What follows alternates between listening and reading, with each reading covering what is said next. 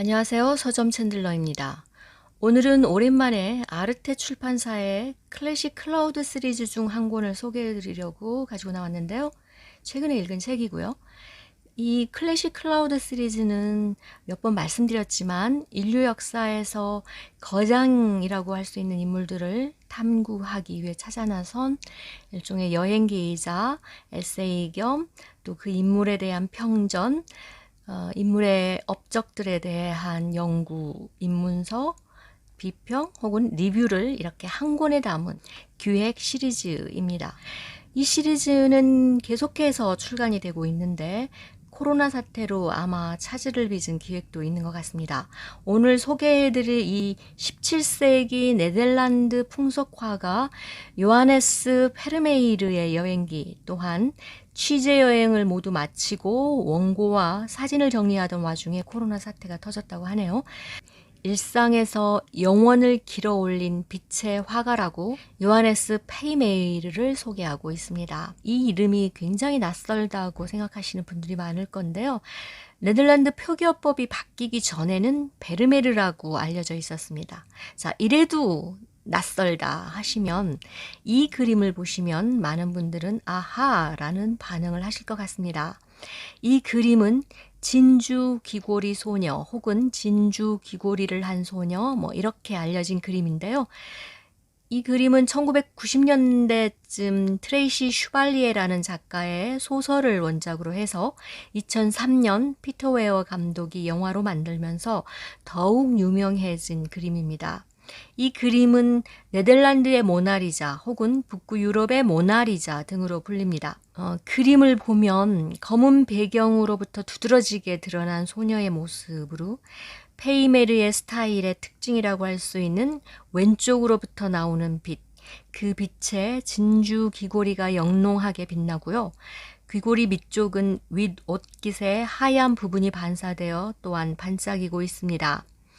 페이메이르의 그림 중에서 유일하게 시선을 관람객에게 마주치고 있는 이 소녀의 대담함과 또한 함께 흐르고 있는 부끄러움, 그리고 생기 있으면서도 상상력을 자극하는 벌어진 입술, 촉촉하게 빛나는 눈, 그리고 페르메이르의 색이라고 하는 파란색과 노란색의 터번을 두른 모습, 이국적인 의상을 한 누구인지 알 수 없는 이 미지의 소녀, 이 모든 것들이 가히 네덜란드의 모나리자라고 할 만큼 신비로움과 함께 생명력 가득한 활기까지 느껴지는 그런 묘한 아름다움을 가진 그림입니다. 바로 이 그림을 그린 화가가 요하네스 페르메이르입니다. 먼저 책 구경을 한번 해보면요.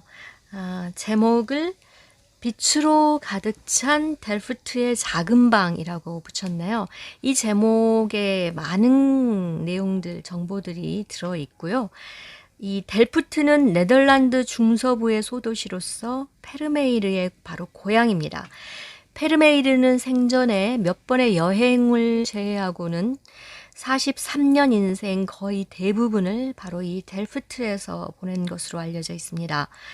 이 델프트는 푸른빛의 도자기를 만드는 곳으로 알려져 있는데요. 페르메이르의 그림에도 이런 도자기들이 소품으로 많이 사용되고 있습니다.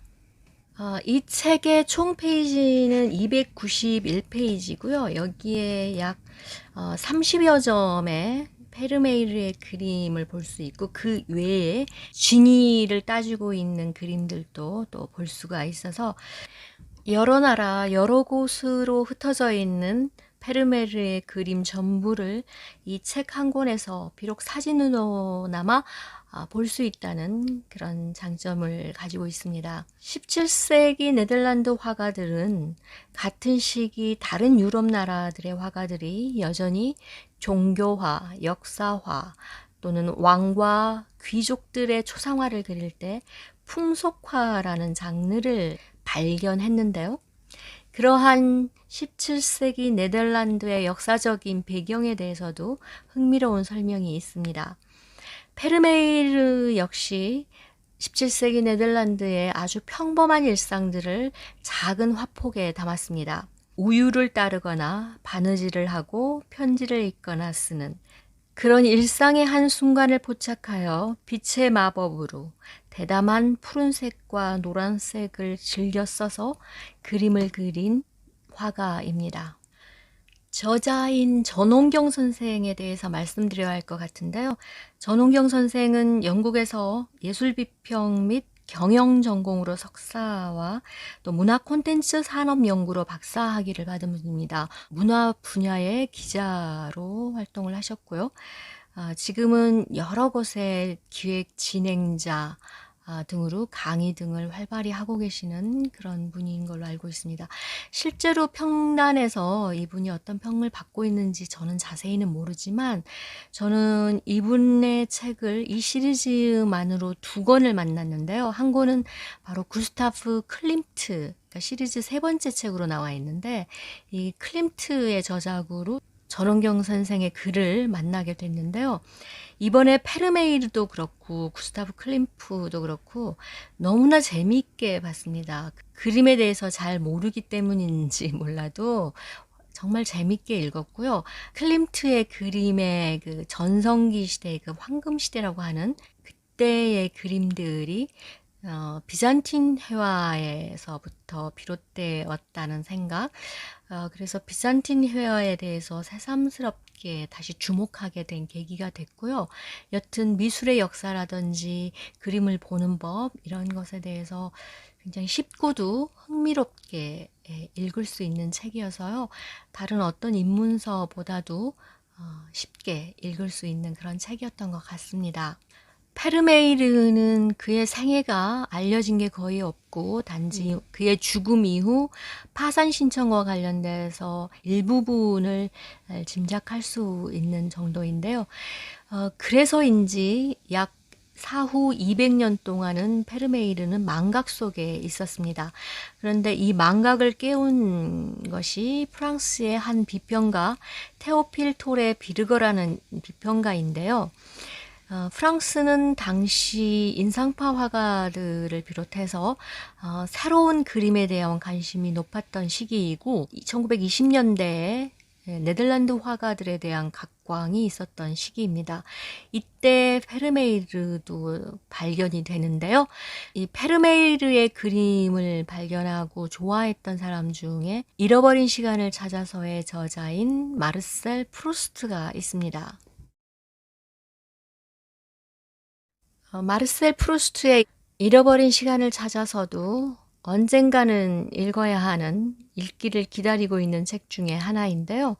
하드보일드를 좋아하는 제가 프루스트 특유의 만연체를 감당하기에는 조금 벅차더라고요. 읽기를 중단한 상태인데요. 언젠가는 처음부터 다시 읽을 생각입니다. 프루스트는 잃어버린 시간을 찾아서의 이 페르메른뿐만이 아니라 수많은 화가와 그림들을 언급하고 있어서 프루스트 잃어버린 시간을 찾아서 그리고 화가와 그림들이 이 책으로 엮여질 정도인데요. 그 중에서도 이 요하네스 페르메르는 좀 각별한 의미가 있습니다.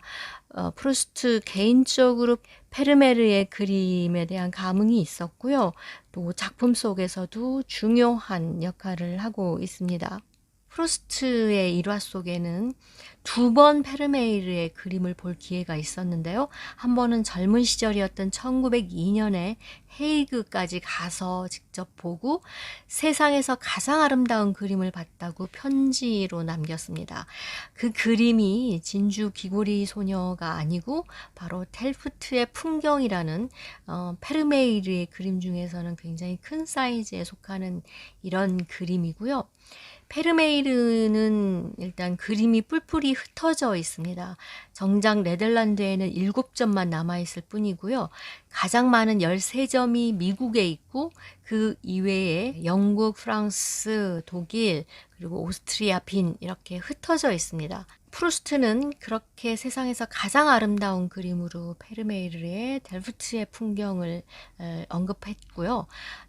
그리고 말년에 1921년도에 프랑스 파리에서 네덜란드 화가전이 있었고 거기에 페르메이르의 그림도 있었는데요. 오랜 천식을 앓고 있어서 많이 쇠약해진 프루스트는 부축 부탁을 받아서 이 전시회에 참여했다고 합니다.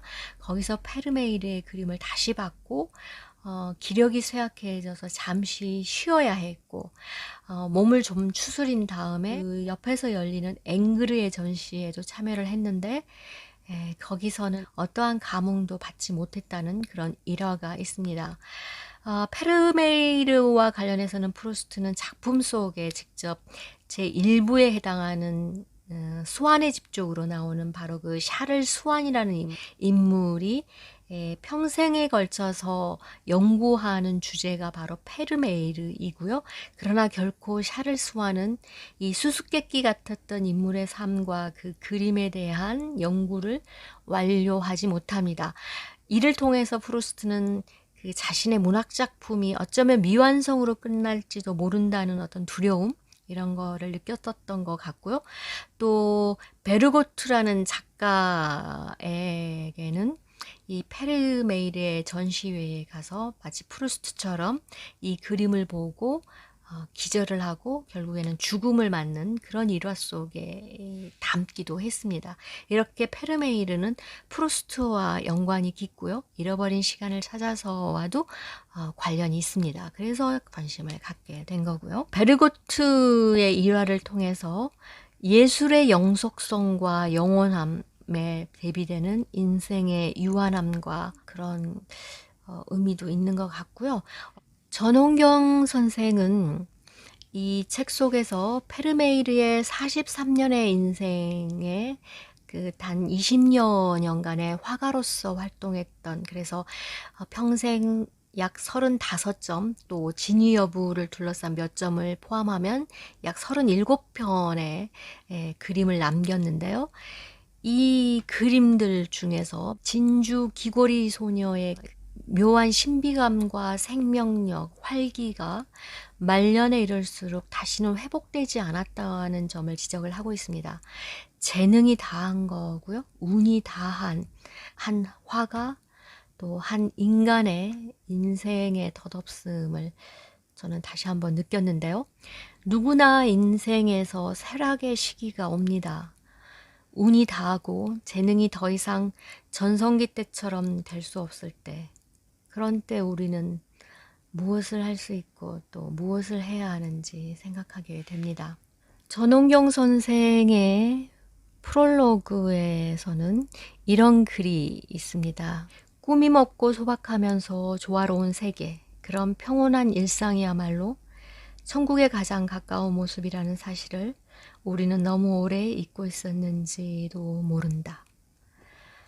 코로나 사태와 또 때 아닌 기후 이상으로 인한 엄청난 고난을 겪고 있는 요즘인데요.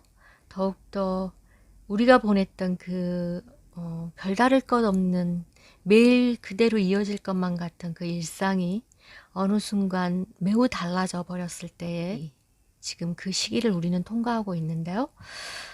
인생, 그리고 그림 및 문학, 예술이 보여주는 여러 가지 의미들에 대해서 생각하게 된 기회이기도 했습니다. 클래식 클라우드 시리즈 중에 17세기 네덜란드의 화가 요하네스 페르메이르를 다룬 책이었습니다. 오늘은 여기까지입니다. 다음에 다시 찾아오겠습니다. 봐주셔서 고맙습니다.